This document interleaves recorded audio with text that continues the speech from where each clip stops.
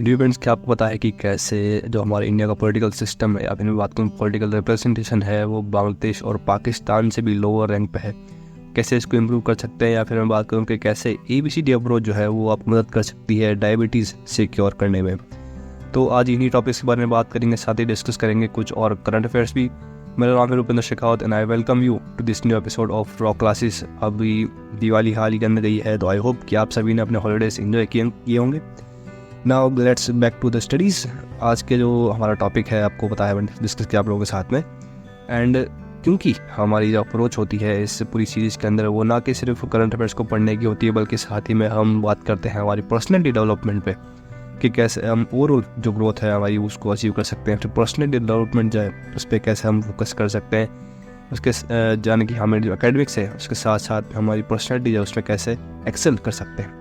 तो इसी के साथ जो मेरे दोस्त इस सीरीज़ में पहले से जुड़े हुए हैं उनको तो पता है, बट जो मेरे फ्रेंड्स इस सीरीज़ में नए जुड़ते हैं उनको बता दूं कि हम करंट अफेयर के साथ साथ हमारी जो पर्सनल डेवलपमेंट है उस पर भी हमारी अच्छी खासी अप्रोच रहती है। तो इसी के लिए मैं आप लोगों के साथ में हर रोज़ एक नया कोट शेयर करता हूँ, जिससे अगर आप अपनी लाइफ में इम्प्लीमेंट करेंगे तो you will see a change in a long term. तो आज का जो कोट है, the harder you work for something the greater you will feel when you achieve it. अभी डियर्स होता क्या है कि कई बार आप किसी चीज़ को लेकर काफ़ी ज़्यादा मोटिवेट रहते हैं, आपको लगता है कि यस दिस ये तो करना ही है। तो ऐसे में कई बार कुछ ऐसी इम्प्लीकेशंस है या फिर कुछ प्रॉब्लम्स है आपकी लाइफ में आती रहती है जिसको देख कर आपको लगता हो कि यार अब जो है इसका आगे कंटिन्यू नहीं करते हैं। But that is the time when you have to think about yourself. आपको सोचना है इस गोल के बारे में जो आपने सोचा है अचीव करने के लिए। तो जितना ज़्यादा आप उस चीज़ को लेकर, यानी कि किसी चीज़ को लेकर आप जितना ज़्यादा हार्डली इसके ऊपर वर्क करेंगे किसी चीज़ के ऊपर, या फिर उसके ऊपर जितना ज़्यादा आप पूरा मन से आप किसी चीज़ में मेहनत करेंगे, तो डेफिनेटली जब आप उस चीज़ को फील करेंगे, यानी कि जब आप उस चीज़ को अचीव कर लेंगे, तो you will feel great about it. The harder you work for something the greater you will feel when you achieve it. अब आप फेलियर्स आपको फेस करने पड़ते हैं। कई बार आपने कोई गोल अचीव करने का सोचा है, देन उसके बाद में आपको लगता है कि बहुत सारे अटेम्प्ट्स के बाद में आपको एक सक्सेस नहीं मिलती है। बट मैं ये कहूँगा कि आप लगातार जो है उसके पीछे फुल डेडिकेशन के साथ लगे रहिए। देन जब जिस दिन आप उस चीज़ को अचीव कर लेंगे तो you will feel great about it. अब जो लोग किसी भी चीज़ को फर्स्ट अटैम्प्ट में ही क्लियर कर लेते हैं या फर्स्ट अटैम्प्ट में ही उस चीज़ को हासिल कर लेते हैं, तो they will not know the importance of that. उनको क्या है अगर आप उस चीज़ को पहली चीज़ में अचीव पहले चांस में अचीव कर लेते हैं तो दैट्स अ ग्रेट थिंग। मैं वो नहीं कह रहा हूँ, but over the period of time जब आप किसी चीज़ में अपना हार्ड वर्क पुट इन करते हैं, तो जब आप कुछ चीज़ को हासिल करते हैं तो you will feel great about it, because आपको पता है कि आपने कितनी मेहनत उस चीज़ में करी है।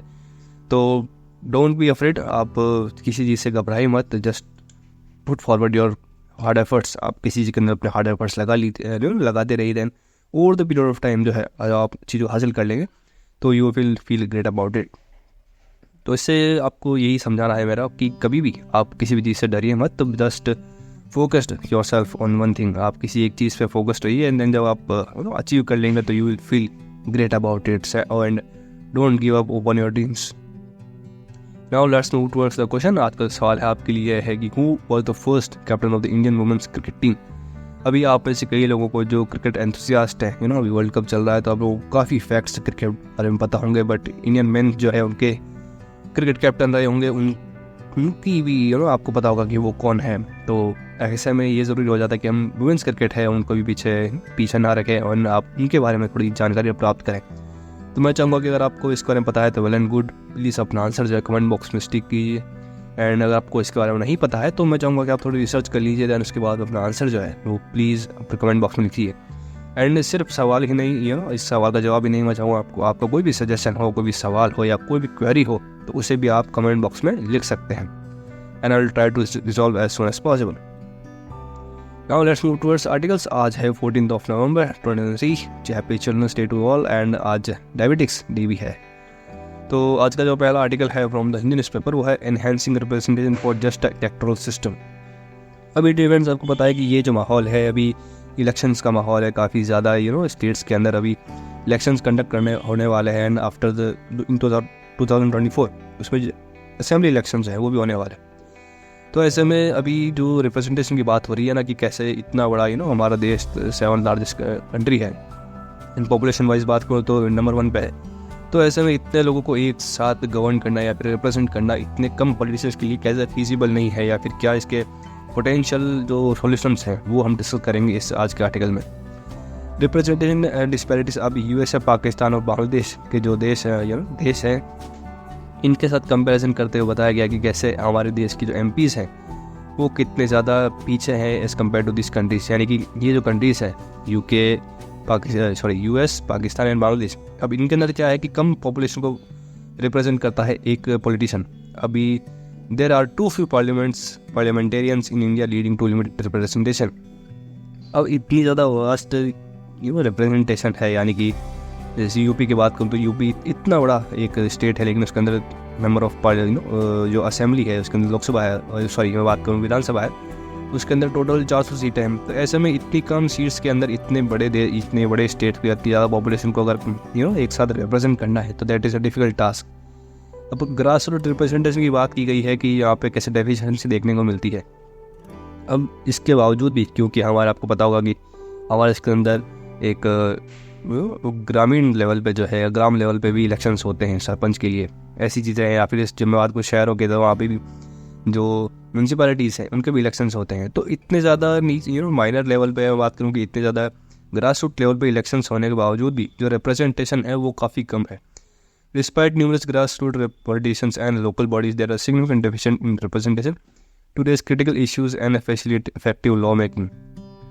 अभी उन्हीं की जैसे मैं आपसे बात कर रहा हूँ कि कैसे जो गांव का लेवल है, रूरल एरिया है, वहाँ पे सरपंच के इलेक्शंस होते हैं, चाहे मैं बात करूँ अर्बन एरियाज़ की, वहाँ पे बात होती है जो लोकल बॉडीज़ होती है, जैसे कि ये सभी चीज़ें, इन सभी को लेकर बताया गया कि कैसे इतने नीचे लेवल पे इलेक्शंस होने के बावजूद भी जो एक रिप्रेजेंटेशन है या फिर जो क्रिटिकल इश्यूज़ हैं वो किसी भी स्टेट के सामने उभर के नहीं आते हैं। तो ऐसे में ज़रूरत है कि जो मेन इलेक्शन होते हैं, असेंबली इलेक्शन जो उनके अंदर रिप्रेजेंटेशन जो है वो कहीं ना कहीं बढ़ाया जाए।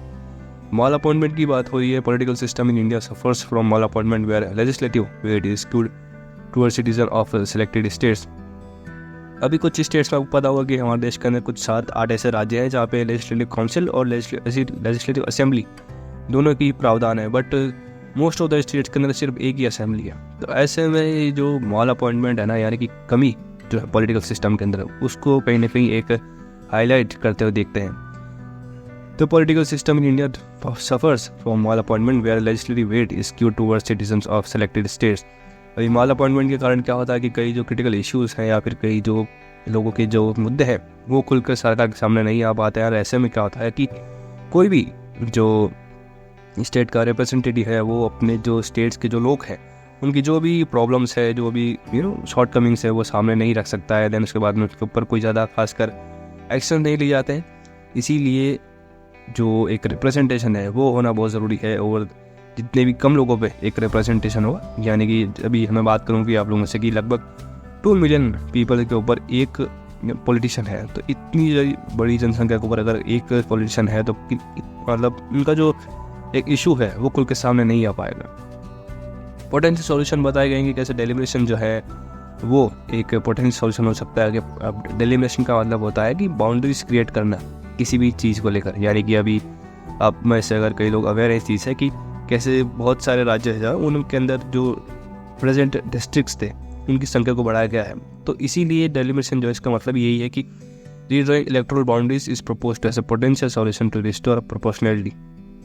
अभी जितने ज़्यादा किसी एक राज्य के अंदर जिले होंगे, यानी कि जितने डेलिब्रेशन होगी उतनी ज़्यादा क्या होगा, उतनी ज़्यादा रिप्रेजेंटेशन बढ़ेगा उस स्टेट के अंदर, because each district have a collector.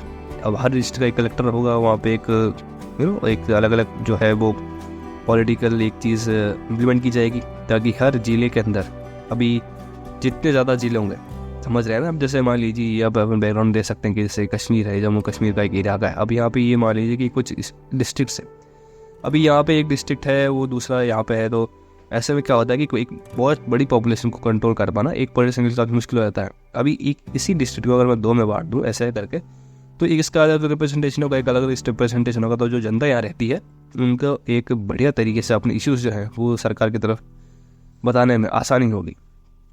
तो डेलिमिनेशन को एक पोटेंशियल सॉल्यूशन बताया गया कि कैसे अगर इसको इम्प्लीमेंट करने से चीज़ें आसान की जा सकती है। अब इसके कुछ चैलेंजेस भी हैं, जैसे कि impact of state that are successful reduce population growth. अभी बात करूँ नॉर्दर्न और सदर्न स्टेट्स की, तो सदर्न स्टेट्स के अंदर पॉपुलेशन कंट्रोल को लेकर काफ़ी ज़्यादा एक एक्शन जो है वो लिए गए सरकार के द्वारा, ना कि सिर्फ सरकार के द्वारा बल्कि जो लोग हैं उन्होंने भी इसको काफ़ी ज़्यादा एक अच्छा खासा अपना रिप्रेजेंटेशन दिखाया है और अपनी जो एक जिम्मेदारी है उसको निभाते हुए ये बताया कि कैसे जो पॉपुलेशन कंट्रोल है वो एक रिप्रेजेंटेशन जो है या फिर बाद इश्यूज़ की उसको कम कर सकता है। तो ऐसे में जो स्टेट्स इस चीज़ को लेकर यानी कि जो ये पॉपुलेशन ग्रोथ है इसको लेकर जिन स्टेट्स ने कंट्रोल किया है उनके लिए डेलिमिनेशन करना एक नेगेटिव इम्पैक्ट हो सकता है।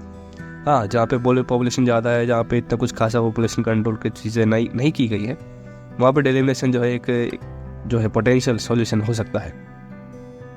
The need for careful consideration and more inclusive approach is emphasised.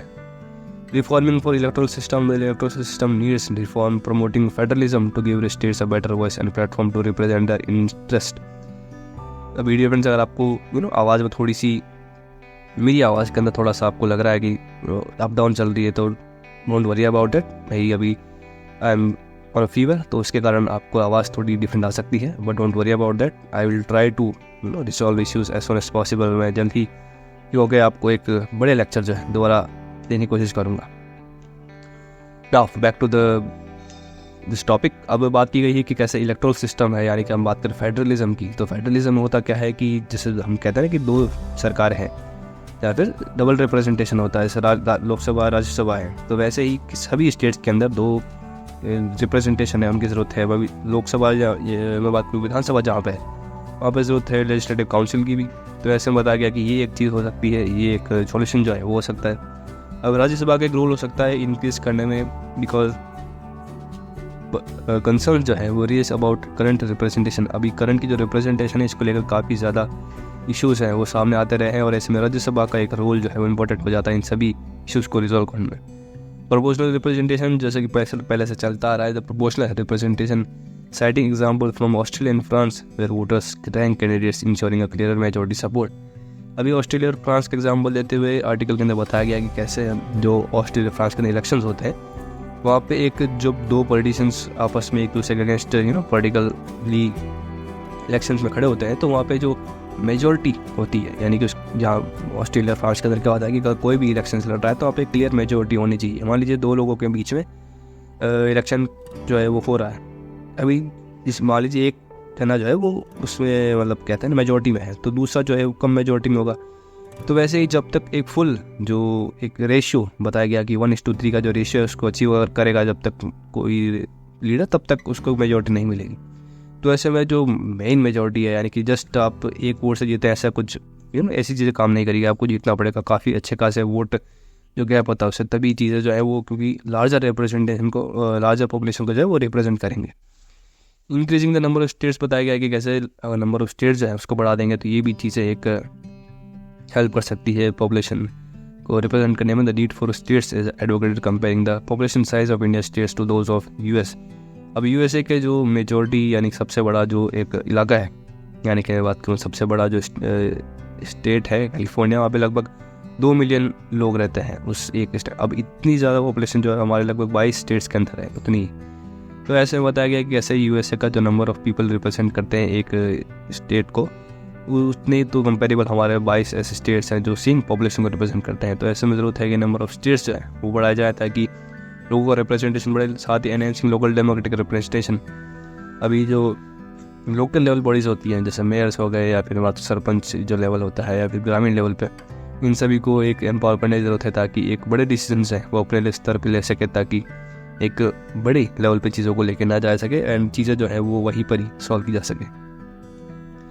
तो ये था आज का आर्टिकल। आई होप कि आपको चीज़ समझ में आएगी एंड इस तो सबको वैसे बहुत लोगों को पता होगा कि जो लोकसभा की सीट्स है उसको फ्रोज किया गया है टिल 2026 बिकॉज अभी डिले जो है वो सेंसस के अंदर हो रखा है। जो 2021 में सेंसस होना था but because of corona and these elections ये जो सेंसस है वो डिले हो गया है। एंड जब भी इसका रिजल्ट आता है उसके बाद हम डेलिमिनेशन कमीशन जो है वो उसके ऊपर एक्शन लेके एंड लोकसभा की जो सीट्स है उनको बढ़ाने के बाद की जाएगी। पोटेंशियली लगभग 848 सीटें जो है नई क्रिएट करने की बात की गई है।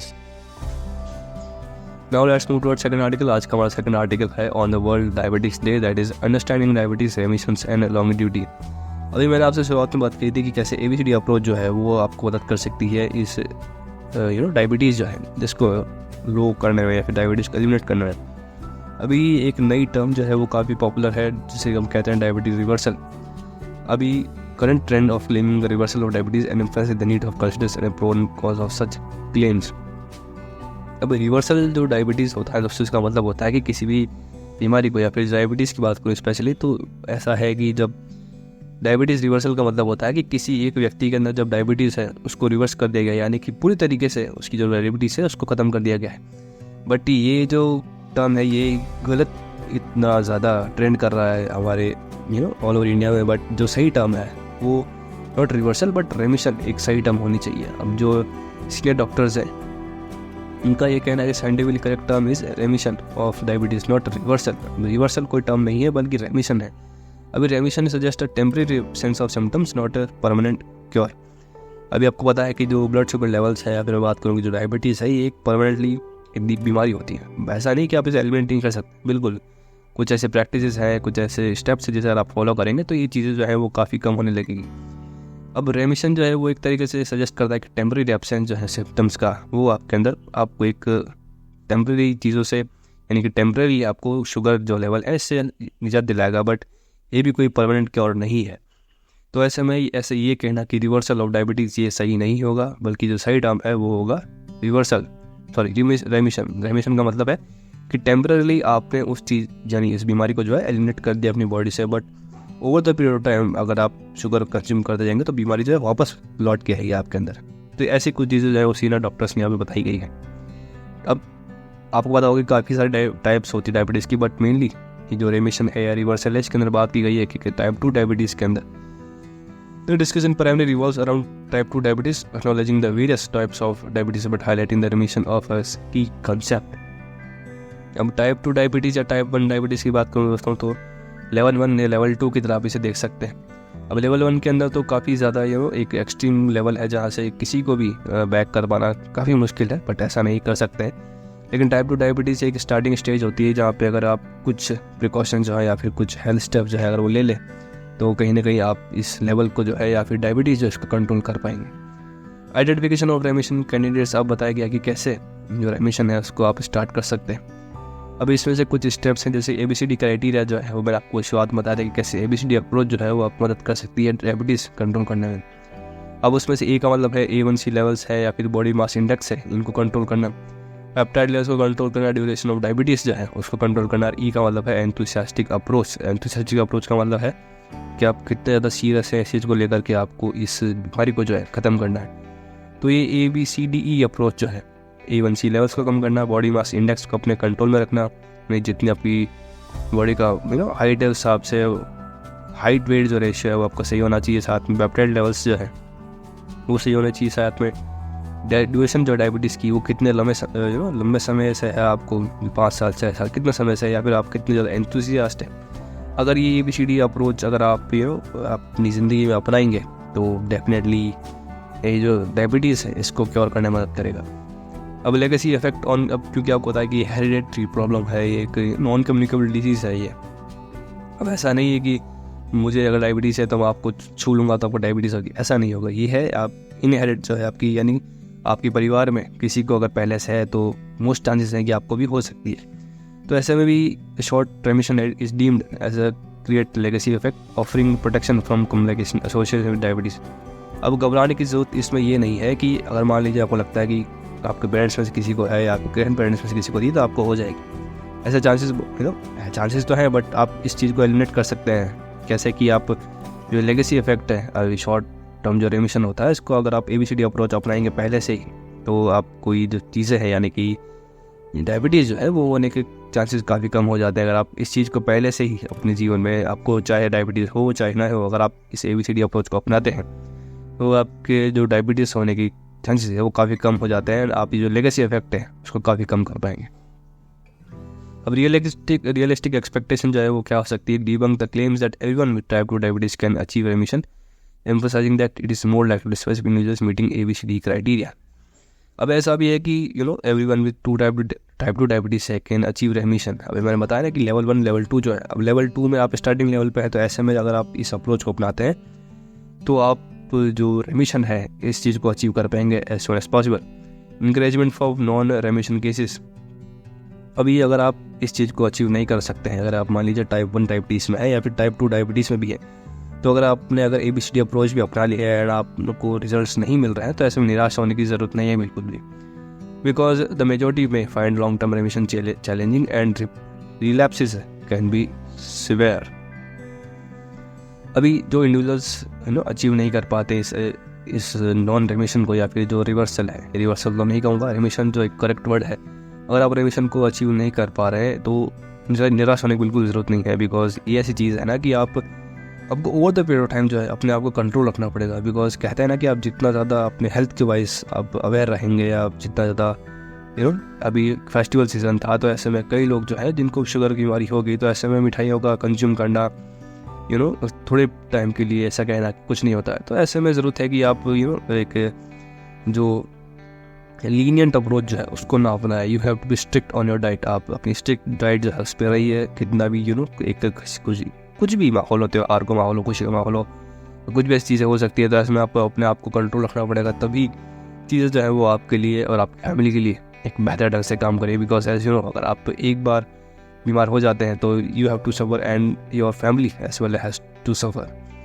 अल्टरनेटिव अप्रोच क्या हो सकती है? The set of ABCD linkage mantras is introduce for a long and healthy lifestyle diabetics.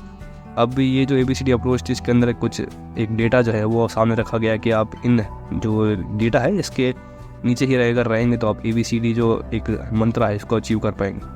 अब A1C लेवल है वो बिलो 7% होना चाहिए। ब्लड प्रेशर लेवल जो है 130/80 mm होना चाहिए। अगर आपको ज़रूरत है तो आप इस चीज़ को नोट भी कर सकते हैं। अगर आपकी फैमिली में किसी को अगर है ये चीज़, तो आप इनको नोट कर लीजिए एंड इस डेटा है इसके नीचे रखने की कोशिश कीजिएगा एज मच एज पॉसिबल, तभी जो ABCD अप्रोच है उसको आप अचीव कर पाएंगे। अब कोलेस्ट्रॉल लेवल जो है वो बिलो होना चाहिए 50 mg/dl एंड डिसिप्लिन। डी का मतलब है डिसिप्लिन डाइट का। जैसे मैंने आपको बताया कि स्पैट की कितना भी बड़ा त्यौहार हो, कुछ भी एक फंक्शन हो, तो आपको डिसिप्लिन रहना है आपकी डाइट को लेकर। एक्सरसाइज जो है, ई का मतलब एक्सरसाइज जो है वो रेगुलरली आपको करते रहना है, ताकि रेगुलर चेकअप्स के अंदर आपका जो डेटा है वो एक मेंटेन्ड आए and you don't have to worry about your health much more. तो एक ऐसे में आप ये ABCD अप्रोच जो है इसे अपनाएंगे तो you will see changes. And ये डेटा जो है अगर आप इसे नोट कर सकते हैं तो नोट कर लीजिए, ताकि आपको ये हेल्पफुल रहेगा आने वाले टाइम के अंदर, ताकि आपके पास एक डेटा रहे कि इतने लेवल से ऊपर नहीं जाना है। एंड हिस्टोरिकल एविडेंस बताया गया है कि कैसे decades of evidence showing that maintain ABCD guidelines can lead to a long and healthy life even with diabetes. अभी डजंट मैटर आपकी एज कितनी भी हो, 50-60 या इसके ऊपर आपके जो रिलेटिव्स हैं, आजकल तो इंडिया के अंदर जो डायबिटीज़ है वो अर्ली एज के अंदर ही शुरू हो जाती है। तो अगर आप अभी से शुरू करेंगे ABCD गाइडलाइंस को तो हेल्दी लाइफस्टाइल जी पाएंगे। या अगर आप के परिवार के अंदर कोई नोन, कोई ग्रैंड पेरेंट्स अगर जिनको हाई ब्लड शुगर लेवल की बीमारी है, तो आप अगर इस चीज़ को अपनाएंगे तो एक हेल्दी लाइफस्टाइल या एक लॉन्ग ड्यूरेशन वाला लाइफस्टाइल जो है उन्हें दे सकते हैं। तो जितना जल्दी हो सके इस ABCD अप्रोच को इम्प्लीमेंट कीजिए। अगर आप वैसे किसी के रिलेटिव्स या फ्रेंड्स किसी को है तो उसके साथ शेयर जरूर कीजिए कि ये डेटा है, आप इसको मेंटेन रखिए ना। नेशनल डायबिटीज सिनेरियो जो है वो बढ़ता जा रहा है। ICMR जो है indicating a significant diabetes and pre diabetics population in India. It emphasizes the importance of lifestyle modification preventing diabetes and encourage the goal of diabetes complications free in India। अभी टोटली जो eliminate करने की बात है वो तो बहुत ज़्यादा मुश्किल या नेक्स्ट तो इम्पॉसिबल है कि डायबिटिक्स फ्री इंडिया हम क्रिएट कर सकें इतने कम समय के अंदर, तो ये कर पाना बहुत मुश्किल है। बट एक कॉम्प्लिकेशंस फ्री इंडिया जो है, कॉम्प्लिकेशंस फ्री इंडिया का मतलब ये है कि एक जो डायबिटीज़ होती है सिर्फ वो एक बीमारी को नौतिया नहीं देती, इसके साथ साथ में आपको पता है कि ब्लाइंडनेस जो इसके साथ हो सकती है, हार्ट रिलेटेड डिजीज हो सकती है, या फिर लिवर डैमेज की जो प्रॉब्लम है वो क्रिएट कर सकती है। तो जब एक बीमारी इतनी ज़्यादा कॉम्प्लिकेशंस क्रिएट कर सकती है तो ऐसे में आपके लिए और आपके परिवार के लिए, दोनों के लिए ये चीज़ सही नहीं है। तो ऐसे में डायबिटिक्स फ्री इंडिया क्रिएट कर पाना काफ़ी मुश्किल है। लेकिन कॉम्प्लिकेशंस फ्री यानी कि जितनी भी कॉम्प्लिकेशन है ना कि हार्ट रिलेटेड डिजीज़ है या लिवर फेलियर है या ब्लाइंडनेस है, इन सभी कॉम्प्लिकेशंस को फ्री इंडिया ज़रूर हम कर सकते हैं। बिकॉज एक हेल्दी लाइफस्टाइल एक अप्रोच जो है वो आप मदद कर सकती है इस कॉम्प्लिकेशन फ्री इंडिया जो है, या लाइफस्टाइल मॉडिफिकेशन आप करते हैं, थोड़ी बहुत एक्सरसाइज रोज़ करना, आधे घंटे अपने एक्सरसाइज के लिए निकालना, एक स्ट्रिक्ट डाइट को फॉलो करना, तो ऐसी कुछ चीज़ अगर आप अपनाएंगे तो डेफिनेटली पूरा इंडिया जो है ओवरऑल इस चीज़ को अचीव कर पाएगा। अगर एक डायबिटिक्स कॉम्प्लिकेशन फ्री इंडिया जो है हमें देखने को मिलेगा इन लार्ज पिक्चर। तो ये ऐतिहासिक कुछ अब हम चेक करके कैसे कि जो सेकंड आर्टिकल है रिलेटेड डायबिटीज़ के साथ एंड कैसे ये मदद कर सकता है, ABCD अप्रोच जो है वो कैसे इंपॉर्टेंट है आपकी लाइफ के अंदर। अब इसीलिए मैं आपको है ना ये चीज़ कहता रहता हूँ अक्सर कि अब डजेंट मैटर आप किसी स्कूल के स्टूडेंट हैं या कॉलेज के, आप कॉम्पिटिटिव एग्जाम की तैयारी करें। अब ऐसा नहीं कि आप कॉम्पिटिटिव एग्जाम की तैयारी करें तभी आपको ये जो एपिसोड है या फिर ये जो वीडियो है ये देखना है। आप इन जनरल आप लाइफ के अंदर एक मोर डिसीजिव पीपल बनना चाहते हैं, एक ऐसे इंसान जिसको काफ़ी अच्छा ज्ञान हो ताकि वो अपनी जो डिसीजन मेकिंग है उनको अच्छा बना सकें, तो इसीलिए भी आपको ये वीडियो देखना ज़रूरी है। तो आप इस वीडियो को ज़रूर इस वीडियो को या इस चैनल को शेयर ज़रूर कर सकते हैं अपने फ्रेंड्स एंड फैमिली के साथ में, ताकि एक नॉलेजेबल पर्सन जो है आप वो बने। Now let's move to headlines. आज के जो हेडलाइंस है वो है theme for world diabetic day, यानी कि आज जो है इसका वर्ल्ड डायबिटिक डे है। आज का जो थीम है वो है एक्सेस टू डायबिटीज़ केयर। ये है 2023 के वर्ल्ड डायबिटिक्स डे का थीम। दिल्ली जो है मोस्ट पॉपुलेटेड सिटी है according to Swiss survey. As you know कि भी पराली के ऊपर हमने डिस्कशन भी किया था, तो इसी को लेकर ये चीज़ें सामने आई है। Virender Sehwag, Diana Edulji and Aravinda inducted into ICC hall of fame. अब ये जो बैकग्राउंड में आप तीनों देख सकते हैं, इन तीनों को जो है ICC हमने हॉल ऑफ फेम में इंक्लूड किया है। साथ ही में चाइना एंड पाकिस्तान जो है वो अपना 3rd एडिशन सी गार्जियन बायलैटरल नेवल एक्सरसाइज का शुरू कर चुके हैं नेवल नॉर्दर्न अरेबियन सी। तो ये थी आज की कुछ headlines and current affairs. So yeah that's about today's episode of raw classes. Dear friends, अगर तो वीडियो को लाइक नहीं किया है तो please hit that like button. I know कि मैं 2 दिन के बाद मैं आप लोगों के साथ वीडियो शेयर कर रहा हूँ, बट एज यू नो मैंने आपसे कम्युनिटी में पोस्ट किया था। अगर आपको कोई भी अगर अपडेट चाहिए तो आप कम्युनिटी चेकआउट कर सकते हैं यदि वीडियो नहीं आई है तो, because there is a reason. And comment कर दीजिए अपने आंसर को। आंसर के साथ साथ आपका कोई भी सवाल या कोई भी सजेशन है तो प्लीज़ सजेशन ज़रूर शेयर कीजिए।